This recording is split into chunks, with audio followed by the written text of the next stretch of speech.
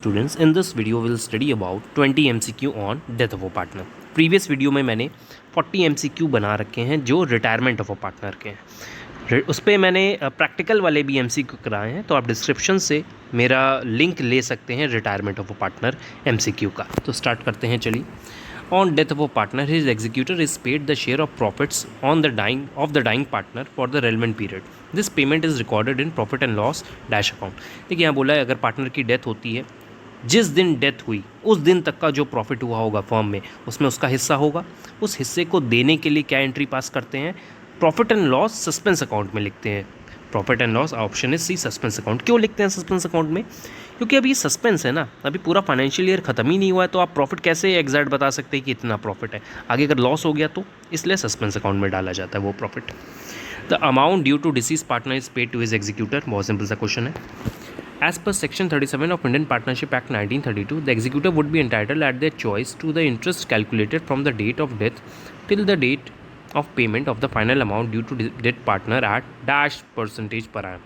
देखिए, एक पार्टनर की डेथ हो गई और उसके एग्जीक्यूटर को पैसा देना है, और वो पैसा जो देना है वो लोन अकाउंट में ट्रांसफ़र हो गया है, मतलब अभी नहीं दे पा रही होगी फॉर्म, तो लोन में ट्रांसफ़र, लोन है, इंटरेस्ट भी मांगेगा एग्जीक्यूटर कि अभी आपने पेमेंट नहीं किया, तुरंत करना था, तो आप लोन दीजिए।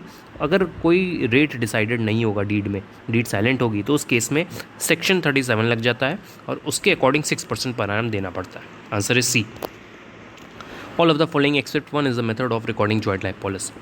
देखिए, स्टार्टिंग की 3 मेथड जो हैं वो जॉइंट लाइफ पॉलिसी मेथड्स हैं। जो डी है वो कोई मेथड नहीं है। Surrender value distributed among the partners in profit sharing ratio. So option is D. At the time of death of a partner, firm gets dash from the insurance company against the joint life policy taken jointly for all the partners।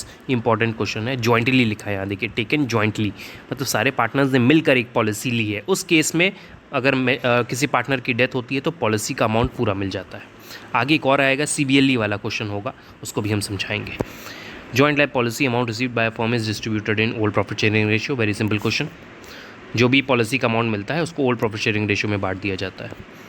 The balance of joint life policy account as shown in balance sheet represent. अगर मैंने joint life policy account जो है, suppose मैंने 4 लाख की policy ली है और अपनी balance sheet में मैंने दिखा रखा है 2 lakh rupees joint life policy के नाम का एसेट साइड में, तो वो कौन सा वैल्यू है? वो सरेंडर वैल्यू होती है कि अगर आज हम उस पॉलिसी को लैप्स कर दें, मतलब सरेंडर करवा दें, तो कितना रुपये मिलेगा, तो वो वही वैल्यू है, सरेंडर वैल्यू होती है पॉलिसी की। At the time of death of a partner following entries can be made. कौन सी एंट्री करनी होती है? Transfer all balance from capital account of partner to loan account. Loan account में नहीं ट्रांसफ़र होता है, एग्जीक्यूटर अकाउंट में ट्रांसफ़र होता है। तो देखिए, यहाँ सी में लिखा है, transfer all balance from capital account to partners to executor account. If one of the partner of the partnership firm comprising 2 partners dies, then अगर एक पार्टनरशिप फर्म में 2 पार्टनर है और एक की डेथ हो जाती है, पार्टनरशिप फर्म ही डिसॉल्व हो जाएगी उस केस में, firm will dissolve. Which of the following statement is true?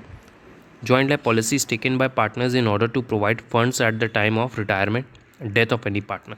Policy क्यों ली जाती है कि अगर पार्टनर की डेथ होती है तो उस समय फंड, बड़ा अमाउंट मिल जाए फंड का, कि पार्टनर की एग्जीक्यूटर को पे किया जा सके। तो ऑप्शन ए सही है। The heir of the deceased partner, जो लीगल रिप्रेजेंटेटिव होता है डिसीज पार्टनर का, has right to become a partner in the partnership firm. नहीं, ऐसा कोई राइट नहीं होता उसके पास। Does not have right to become partner in the firm of the deceased, हाँ सही है, बी सही। Can became a partner in the firm of the deceased partner only if the surviving partner give.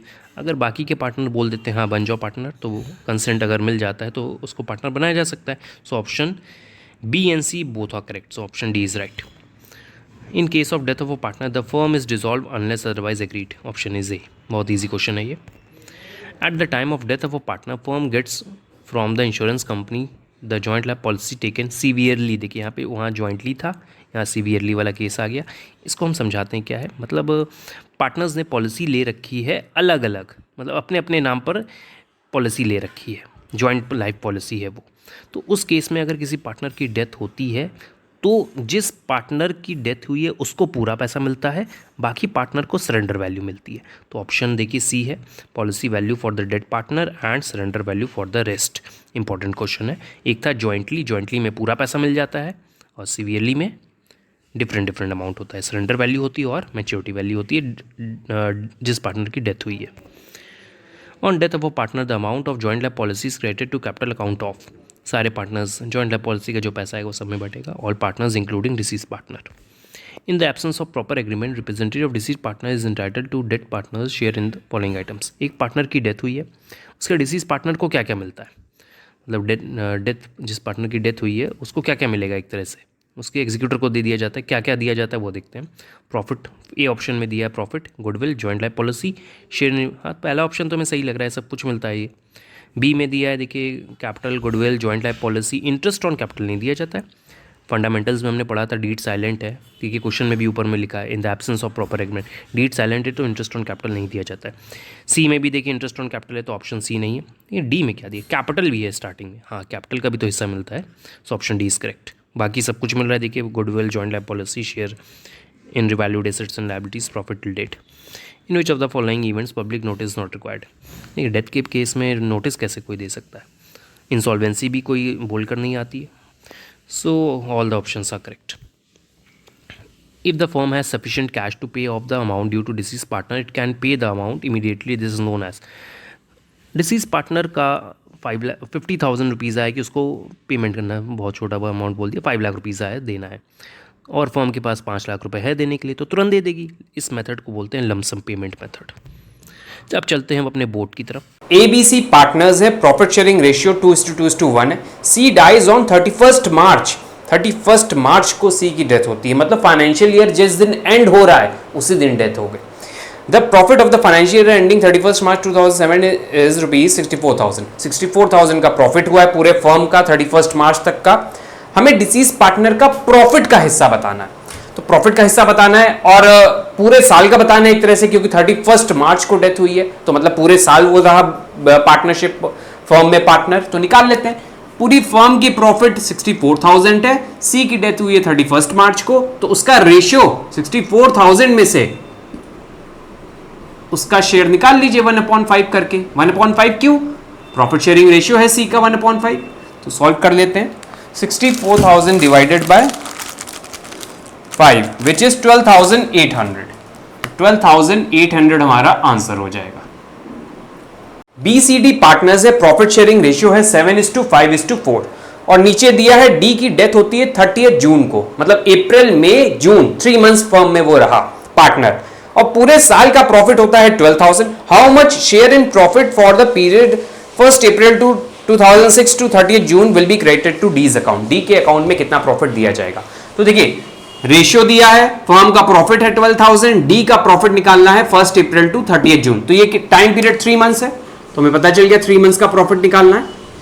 निकाल लेते हैं 3 months का profit. पूरे firm का प्रॉफिट में से, पूरे फर्म का प्रॉफिट 12,000, इसमें से डी का शेयर कितना है 4 विच इज 4/16 मल्टीप्लाई कितने मंथ्स के लिए 3/12,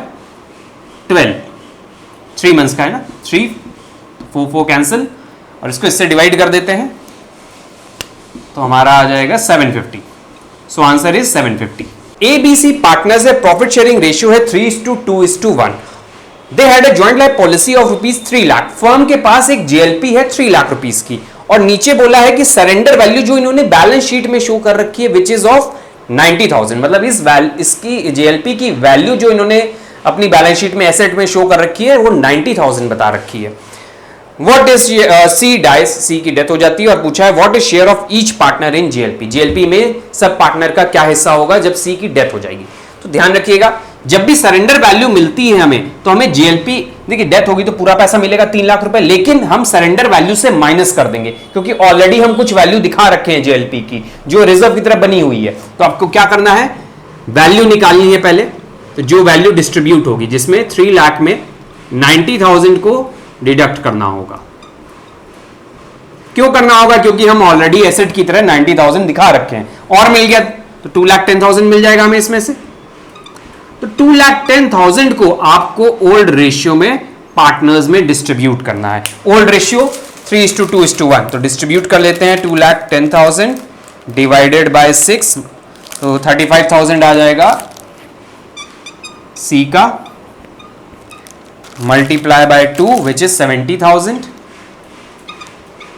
35,000 इंटू 3 कर लेते हैं, 35,000 इंटू 3 1,05,000, हमें आंसर मिल जाता है